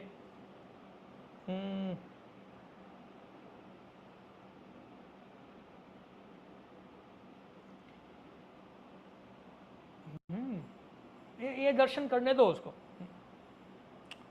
तो महाप्रभु बोले कि तार आरती देखी प्रभु कहिते लागिला, एतो आरती जगन्नाथ मुरे नहीं दिला। के इतना आरती, इतना व्याकुलता लेके ये जो स्त्री दर्शन कर रही है जगन्नाथ के, जगन्नाथे आविष्ट इहार तनुमन प्राणे, मोर स्कंधे पद दिया छे ताहा नहीं जाने। इसका तनु मन प्राण सब कुछ जगन्नाथ में एकदम मग्न है। और मेरा पे स्कंध में, कंधे में वो पैर देखे खड़ा हुआ, उसको पता ही नहीं है, ये एक्चुअली वो पता ही नहीं है। वो औरत इतना भाव आवेश होके वो दर्शन करने के लिए चढ़ गए ऊपर।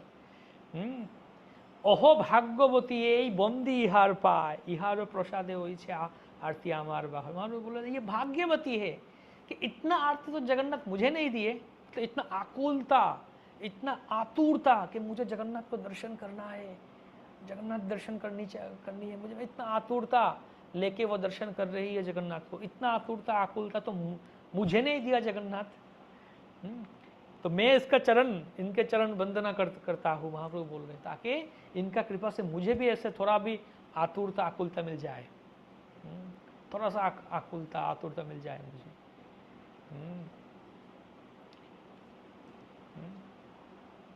ओहो भाग्यवती यही बंदी इहार पाए, इहार प्रसादे होई छे आमार, आरती आमार बाहोय। मुझे भी थोड़ा हो जाए।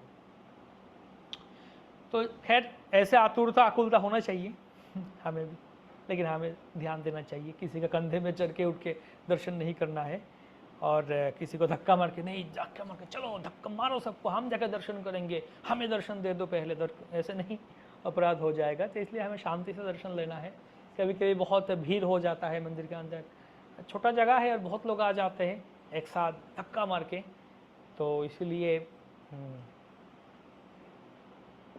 शांति से, धीरज से और सावधानी से दर्शन करना चाहिए। अपने आप को थोड़ा बचा के, मतलब भीड़ में भी संभाल के सेफली दर्शन करना चाहिए, क्योंकि बहुत ये हो जाता है, धक्का रश हो जाता है। तो जगन्नाथ मंदिर में नरसिम्हदेव है। नरसिम्हदेव का मंदिर सबसे पुराना मंदिर है, तो महाप्रभु वहाँ पे दर्शन करते थे। 22 पहाड़ के बाजू में दक्षिण दिशा में नरसिम्हा मंदिर है। उठिते बाम भागे प्रतिदिन तारे प्रभु करें नमस्कार, नमस्करी এই শ্লোক পড়ে বারবার। नमस्ते नरसिंहाय प्रह्लाद लाददायिने हिरण्यकशिपुर वक्षः शिलाटंक नखाल। तो महाप्रभु रोज ये नमस्ते नरसिंहाय नरसिम्हा मंत्र गाते थे जाके नरसिम्हा मंदिर में, जगन्नाथपुरी में। नरसिम्हा पुराण से ये मंत्र है, तो ये चैतन्य चरितामृत में वर्णन है।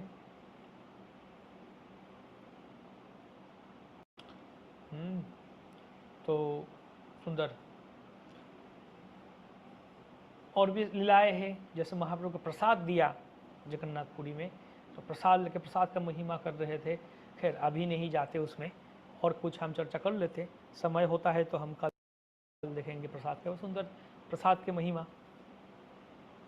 अक्षय वट या कल्प वट, सो मंदिर के अंदर है ये, पहले भी संक्षेप में बता चुके हैं।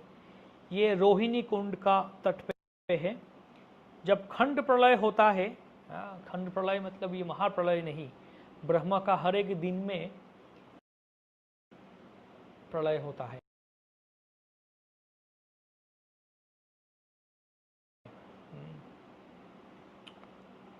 दिन का अंत होके, मतलब 12 घंटा होकर जब रात्रि होगा प्रलय होगा, फिर सुबह होगा, फिर सब कुछ तैयार, मतलब सृष्टि निर्माण करेंगे ब्रह्मा जी।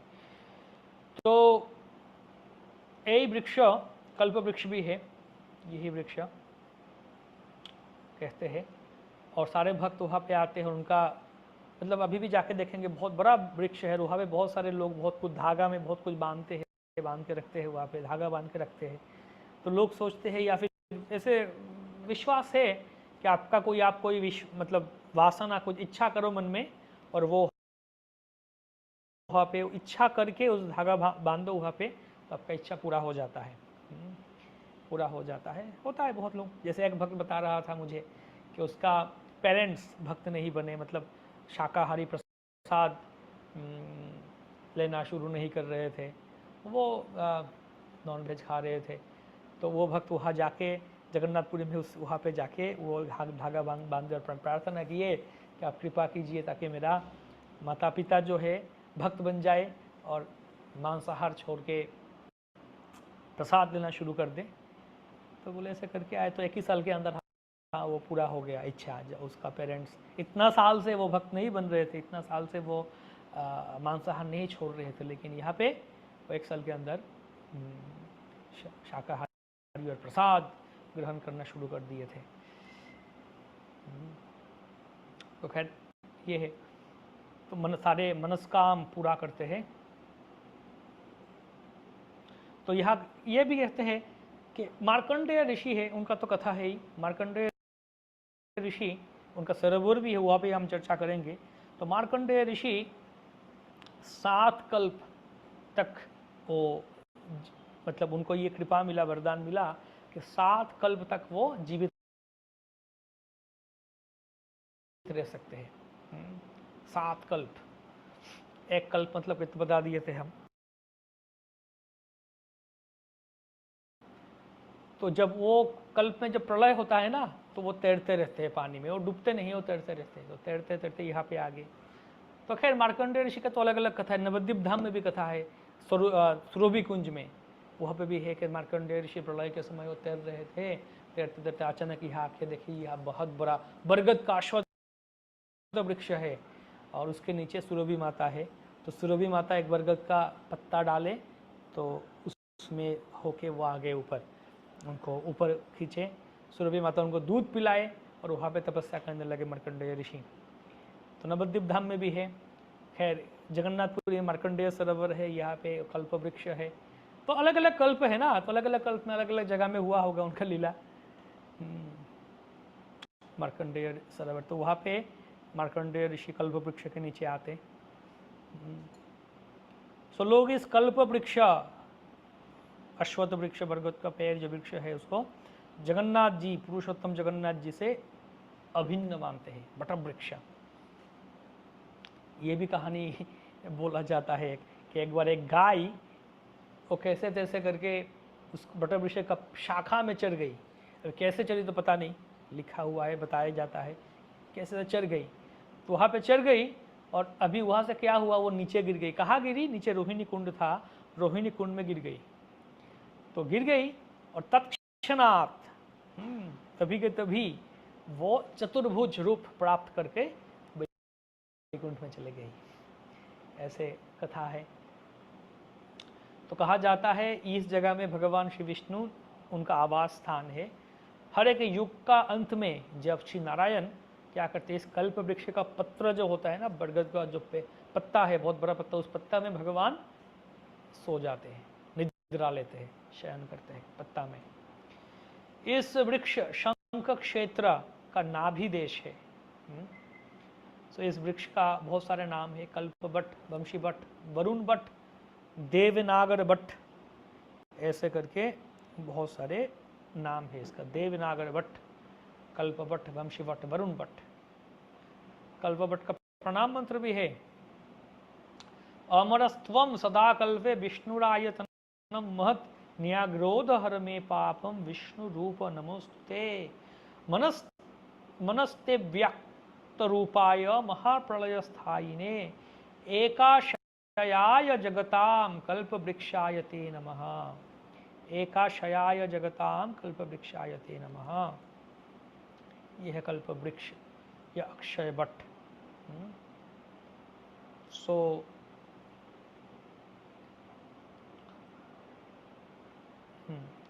अष्ट महाशक्ति भी है यहाँ पे। अष्ट महाशक्ति, 8 देवी है।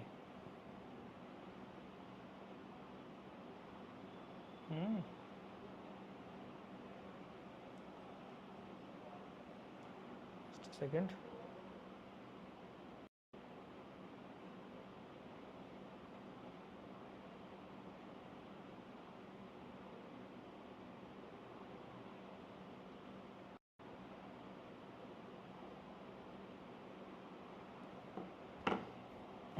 आठ महादेवी। सो पूरी धाम में अष्ट महाशक्ति है, 8 महादेवी है। तो स्कंद पुराण में भी वर्णन है, मतलब पूरी धाम को रक्षा करने के लिए रक्षक है, अंतर्वेदी रक्षा के लिए 8 देवी है। महाशक्ति कहते हैं उनको, अष्ट महाशक्ति। मंगला बटमूले तु पश्चिमे विमला तथा शंखस्य पूर्व भागे तु संस्थित सर्वमंगला। मतलब बटमूल में मंगला देवी है, पश्चिम दिशा में विमला देवी है, और शंख क्षेत्र का पूर्व भाग में सर्वमंगला देवी है, अर्धाशिनी देवी है। ऐसे मंगला देवी अग्निकोण, मतलब दक्षिण पूर्व कोण में अग्निकोण में मंगला देवी है। विमला देवी पश्चिम कोण में है। वायुकोण मतलब उत्तर पश्चिम दिशा में सर्वमंगला देवी है। उत्तर दिशा में अर्धाशिनी देवी है। उत्तर पूर्व दिशा में लांबा देवी है। दक्षिण दिशा में कालरात्रि देवी है। पूर्व दिशा में मरीचिका देवी है, और नैऋत्य कोण में चंडरूपा देवी है। तो 8 देवी जगन्नाथपुरी धाम का रक्षा करती है। तो कहीं कहीं पे कोई शास्त्र में वर्णन है कि 8 जो देवी है महाशक्ति, ये 8 चंडी भी कहा जाता है, अष्टचंडी। जैसे रामचंडी, हरचंडी, वासेली, वराही, आलमचंडी, दक्षिणा काली, झारेश्वरी, श्री क्षेत्र राजेश्वरी, विमला। तो ऐसे 8 चंडी है। आलमचंडी मंदिर अलग है उनका। जैसे आलमचंडी कहाँ पे है? 18 नाला, वो भी कथा है जहाँ पे महाप्रभु भक्तों से मिलते थे। 18 नाला अभी भी है, वो दर्शन कर सकते थे। 18 नाला जैसे बनाया गया पानी आने के लिए। 18 नाला पानी आने का रास्ता है, एक पुल जैसे है। तो वहाँ पे उससे आप 100 मीटर जाएंगे तो रास्ता का दाहिने तरफ ये आलमचंडी मंदिर आएगा। ये मंदिर पूरी धाम का सबसे प्राचीन मंदिर है। स्कंद पुराण में भी इसका उल्लेख है। वहाँ पे वर्णन है कि दक्षिणावर्त में, मतलब घड़ी जैसे चलता है ना, दक्षिण से मतलब दाहिने से बाया तरफ घड़ी का जो चलने का जो रास्ता है, उसी दक्षिणावर्त में परिक्रमा करना चाहिए। और पहले क्या है, आलमचंडी को दाहिने में रख के हमें परिक्रमा करना चाहिए।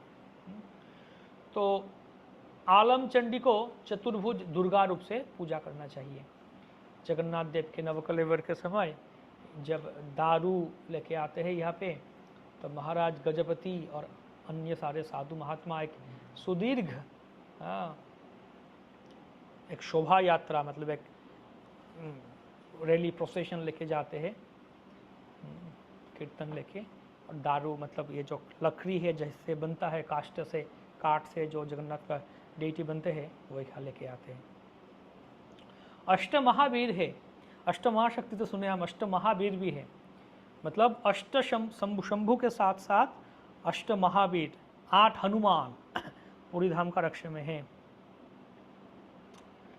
कौन कौन है? सिद्ध महावीर, दरिया महावीर, कानपता हनुमान या कानपता महावीर, बरगी हनुमान, मसनी महावीर, पंचमुखी महावीर, फतेह महावीर और शिरुली महावीर। तो ये 8 हनुमान जी है। वो भी जगन्नाथपुरी का रक्षा में, सेवा में है।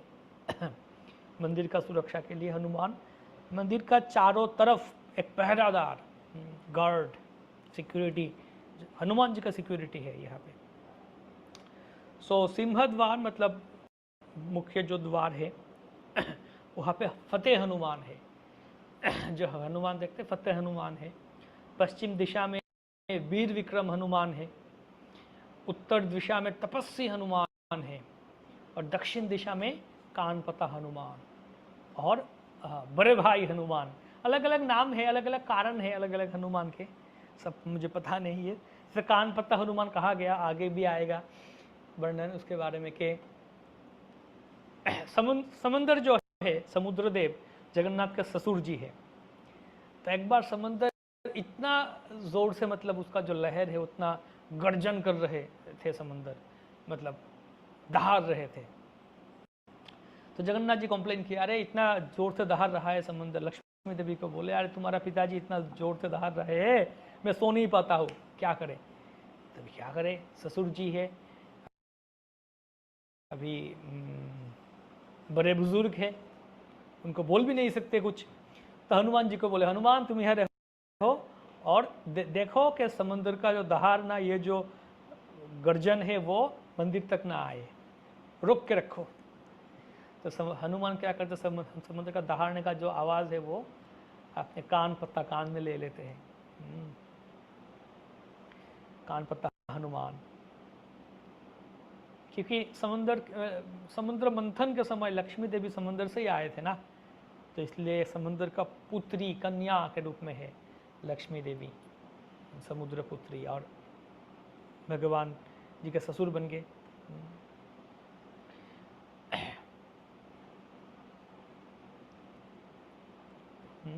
बरगी हनुमान ये भी है। तो बरगी करके एक लोग तो है, कहा जाता है महाराष्ट्र से ही थे। बरगी करके एक जनजाति है, वो मतलब बरगी मतलब डाकू भी कहा जाता है, कहा गया। तो वो घोड़े में चल कर जाते थे उस तरफ से। तो मंदिर में बहुत ही ये समस्या होता था, विघ्न होता था। तो इसलिए ये सब बरगी जो है ना, हनुमान के भक्त हुआ करते थे। बरगी लोग जो है हनुमान के भक्त थे, तो हनुमान को रखा गया यहाँ पे ताकि ये बरगी लोग जो है हनुमान का दर्शन करके उस तरफ सामने और आगे ना बढ़े, पीछे मुड़ जाए। बेरी हनुमान, चक्र तीर्थ के पास है ये बेरी हनुमान। हनुमान का मूर्ति एक बेरी से बंधा गया है। क्यों बंधा गया है? क्योंकि ये हनुमान को रखा गया जगन्नाथपुरी का रक्षा करने के लिए, पुरी को रक्षा करने के लिए हनुमान को रखा गया। तो एक बार क्या हुआ,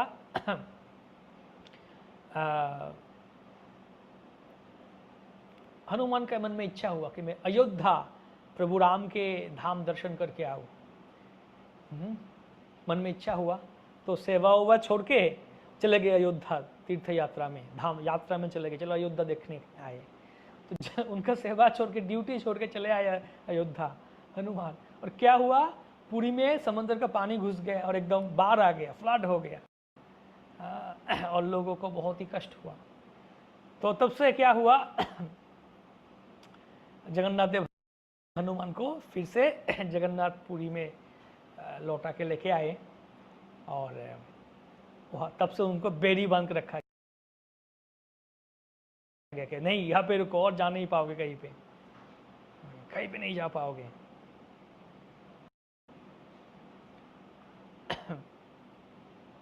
इसलिए उनको दरिया हनुमान भी कहते हैं। हाँ, क्योंकि ये दरिया समंदर के पास रखा गया, उनको दरिया हनुमान भी कहते हैं। तपस्वी हनुमान है, जो हनुमान यहाँ तपस्या करते हैं। अष्टभुज भी हनुमान है यहाँ पे, 8 भुज है नाम से भी विख्यात है। 4 चक्र है,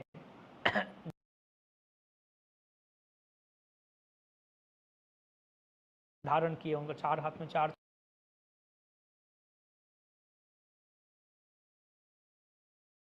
चक्र है, 4 फुट ऊंचा है और बहुत सारे सुंदर कथा है। ये भी सुंदर कथा है कि एक बार जगन्नाथ का सुदर्शन चक्र है ना, जगन्नाथ के साथ जो सुदर्शन चक्र है, सुदर्शन चक्र, तो सुदर्शन चक्र का मन में एक गर्व हुआ, अहंकार हुआ कि मैं प्रभु का कितना नजदीक हूँ, जगन्नाथ के कितना पास हूँ मैं, इतना नजदीक हूँ मैं प्रभु का सबसे प्रिय हूँ।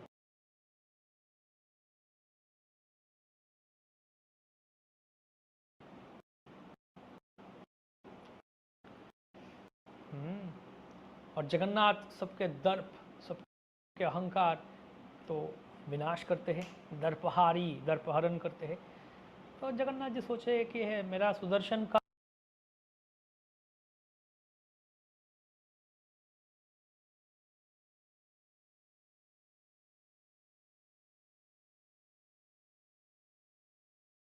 मन में दर्प अहंकार गर्व हुआ, तो इस गर्व को मुझे विनाश करना है, दूर करना है। तो क्या हुआ, सुदर्शन सोचने लगा मैं इतना शक्तिशाली हूँ, सबसे शक्तिशाली मैं हूँ, मेरे सामने किसी का शक्ति है नहीं। तो एक बार क्या हुआ,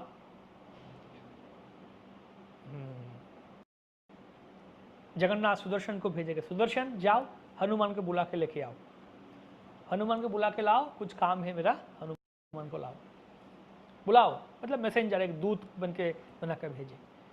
तो सुदर्शन गए हनुमान को बुलाने के लिए, बोले हनुमान प्रभु तुम्हें बुला रहे हैं। तो ठीक है,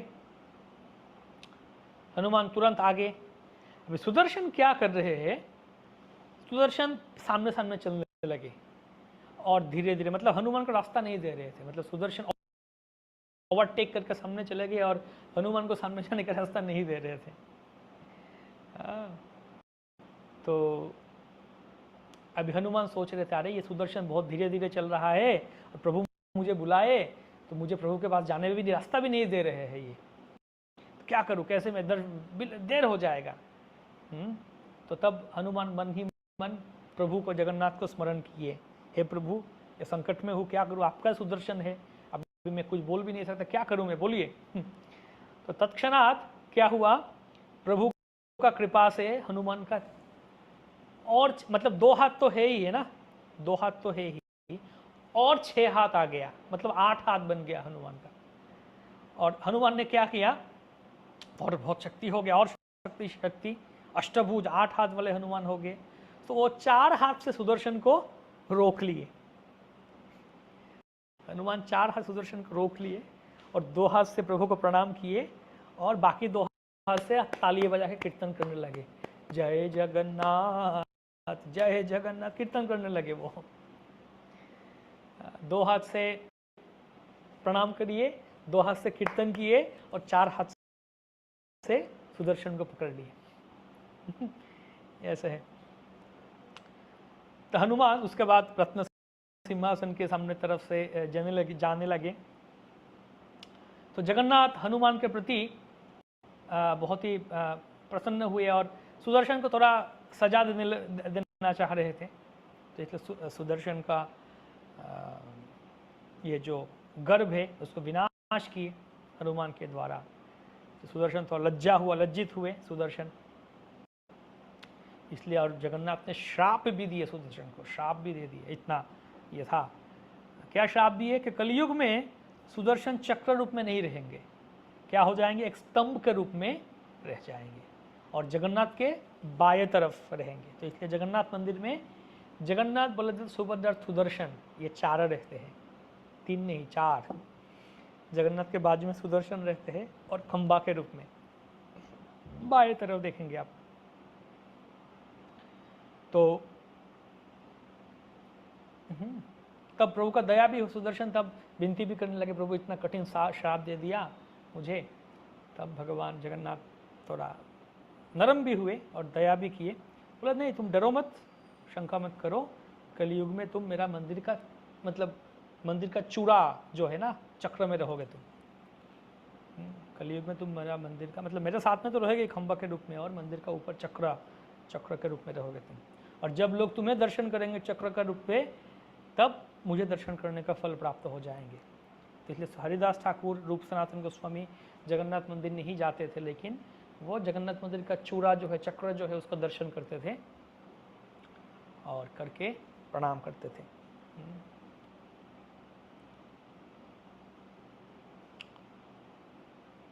ठीक है। उसके बाद और भी कथा है, अष्ट महाशंभु भी है। अष्ट महाशक्ति सुना हमने, अष्ट हनुमान सुना भी, अष्ट महाशक्ति भी है। जो स्कंद पुराण के अनुसार ये श्री क्षेत्र में 8 शंभु या महादेव है। कपाल मोचनम कपाल मोचम कामम क्षेत्रपालम यमेश्वरम मार्कंडेयम तथेशानाम विश्वेशम नीलकंठकम कंठम। कपाल मोचन, कामेश्वर, क्षेत्रपाल, यमेश्वर, मार्कंडेश्वर, ईशानेश्वर, विश्वेश्वर, नीलकंठेश्वर, ये 8 महादेव भी है वहाँ पे। या फिर दूसरा नाम भी कहते हैं लोकनाथ, बर लोकनाथ, शंखेश्वर, यमेश्वर, मार्कंडेश्वर, कपाल मोचन, नीलकंठेश्वर, बानाम्बर, ये 8 नाम भी कहा जाता है। कोई अगर 8 के महाशंभु का दर्शन करते हैं, उनका कृपा प्राप्त करते हैं, तो फिर जगन्नाथ का दर्शन अच्छा से होता है, बहुत आसानी से होता है। तो खैर ये था, और भी कथा है, अलग अलग जगह है, तो हम ये सोच रहे कल चर्चा करेंगे बाकी जो है ना। बहुत सारे कथा है, बहुत सारे सुंदर सुंदर स्थान है। हम मुख्य स्थान के बारे में ही चर्चा कर ले। हरे कृष्णा। जय जगन्नाथ बलदेव महाराज की जय, जगन्नाथपुरी धाम की जय, सुदर्शन चक्र की जय, हनुमान जी की जय, श्री प्रभुपाद की जय, गौर प्रेमानंदे, हरि बोल।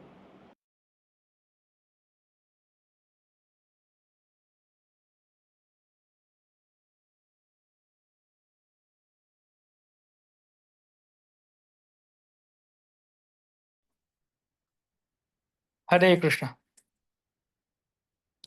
हरे कृष्णा। धन्यवाद, प्रणाम सबको। तो आशा करते हैं सबने ध्यान पूर्वक सुना। तो जगन्नाथ देव अनंत है, उनका महिमा भी अनंत है। तो उनमें से जो कुछ पढ़ा सुना वही बोलने का प्रयास किया। और भी बहुत कुछ महिमाएं हैं जगन्नाथ के बारे में। खैर संक्षेप में हम कितना ही सुन सकते हैं। तो कुछ प्रश्न है, कुछ पूछ सकते हैं। कृष्ण ब्रजेंद्र नंदन प्रभु। हाँ, हरे कृष्णा प्रभु जी, धन्यवाद, प्रणाम। धन्यवाद, धन्यवाद, प्रणाम। हाँ प्रभु जी, बहुत सुंदर कथा हो रही है, आपने बहुत सुंदर सुनाया, समझाया। तो प्रभु जी मेरा एक सवाल ये है कि आप जो कल जिस शास्त्र का नाम ले रहे थे, जिनके रेफरेंस में ये सब आप कथा सुना रहे हैं, क्या उनका नाम दोबारा बोल सकते हैं? रेफरेंस तो अलग-अलग शास्त्र बता रहे हैं, ब्रह्मांड पुराण, स्कंद पुराण, अलग-अलग है। लेकिन मैं जो मेनली रेफरेंस विषय के रूप में ले रहा हूँ, एक परम पूज्य श्रीमद् भक्ति पुरुषोत्तम महाराज ने एक किताब लिखे, प्लस और भी कुछ किताब है, अच्छा। जैसे गौड़ी धारा में भी है। एक तो है उत्कल में, मतलब नीलाद्री महोदय करके है, उड़िया भाषा में है, उसका भी कुछ अनुवाद है। मतलब उड़ीसा में उड़िया भाषा में होता है, कुछ-कुछ है। तो महाराज जी खुद उड़िया है, उधर से कुछ लिखे, और भी वो सब भी उपलब्ध है, और भी हाँ कुछ-कुछ हाँ। किताब गौड़िया परंपरा में भी अच्छा। कुछ-कुछ ग्रंथ है, अलग-अलग सोर्सेस है। तो मैं हम्म। प्रयास किया अलग-अलग जगह से कुछ-कुछ लेने का। अच्छा। और प्रभु जी दूसरा प्रश्न ये है कि जो आपने अभी कथा सुनाई, एक बूढ़ी स्त्री थी जिन्होंने महाप्रभु के कंधों में पैर रख के जो हुँ, भगवान जी का दर्शन किया, तो वो हुँ, हुँ। चैतन्य चरितमृत में कहाँ पर है हम वो चैतन्य उसका चरितामृत में अंत लीला रेफरेंस? में आएगा। चैतन्य चरितामृत का अंत उसका लीला में रेफरेंस प्रभु जी।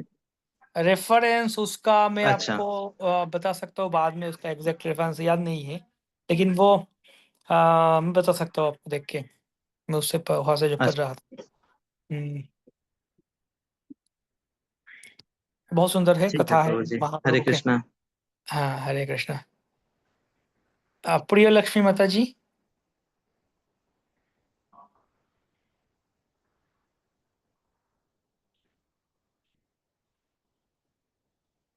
प्रिय लक्ष्मी माता जी, हरे कृष्णा। दंडवत प्रणाम प्रभु जी। दंडवत प्रणाम माता जी।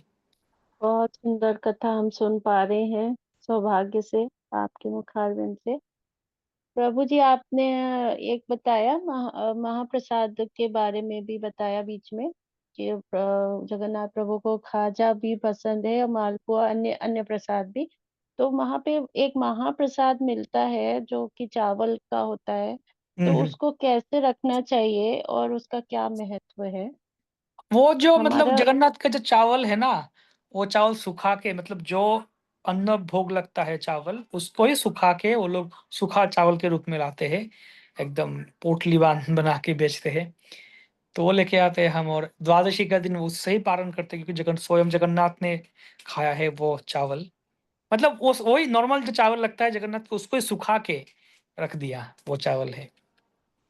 ठीक क्योंकि है बाकी प्रभु जी, सारे हमारा प्रसाद तो आप ज़्यादा देर तक स्टोर नहीं कर पाएँगे ना, लेकिन ये आप बहुत समय तक रख पाएँगे सूखा चावल। जी जी प्रभु जी, हम एक दफे गए हैं वहां पे, हमारी यात्रा गई थी तो वहां से हम लेकर अभी आए थे, तो वो हुँ, उसका हम पारण उसी से करते हैं। अब क्योंकि हम इधर आए हुए हैं सिएटल कुछ समय के लिए, तो वहां से नहीं, घर पे ही रखे हैं इंडिया में। हुँ, तो ठीक है, थैंक यू, ठीक है। कल का हरे फिर कृष्ण, हरे सुनेंगे। कृष्ण, हरे हरे कृष्ण माता जी कृष्ण। प्रणाम। विपिन विलास कृष्ण प्रभु,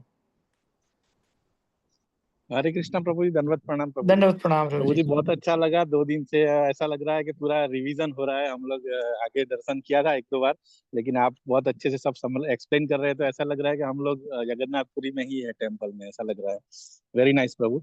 प्रभु उसमें जो ये एक क्वेश्चन है, एक तो ये जो है यमशिला वाला है जो प्रभु, जिसको अगर नहीं पता है और बाय मिस्टेक ऐसा बोलते हैं कि जाने के टाइम पैर रखना है और रिटर्न होने के टाइम नहीं रखना है, बट हाँ, बाय अननोइंगली अगर कोई रख देता है तो क्या है, what is the story exactly Prabhu? मैंने तो सुना, मुझे बताया गया सुना, लेकिन पढ़ा नहीं मैंने, इसलिए मैं बोला नहीं ये।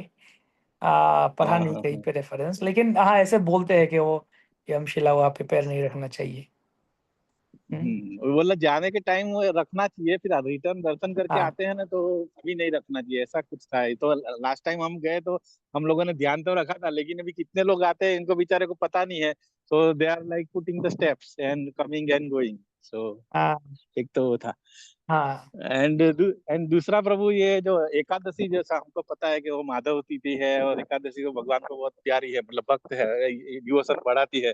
बट वहां पे जो पर्टिकुलरली जगन्नाथ टेम्पल में उसको रखा है, एंड वो ऐसे बोला जाता है कि वहां पे कोई फास्टिंग नहीं करता, इवन एकादशी भी वी शुड नॉट डू, ऐसा है। तो प्रभु कैसे देखा जाएगा उसको?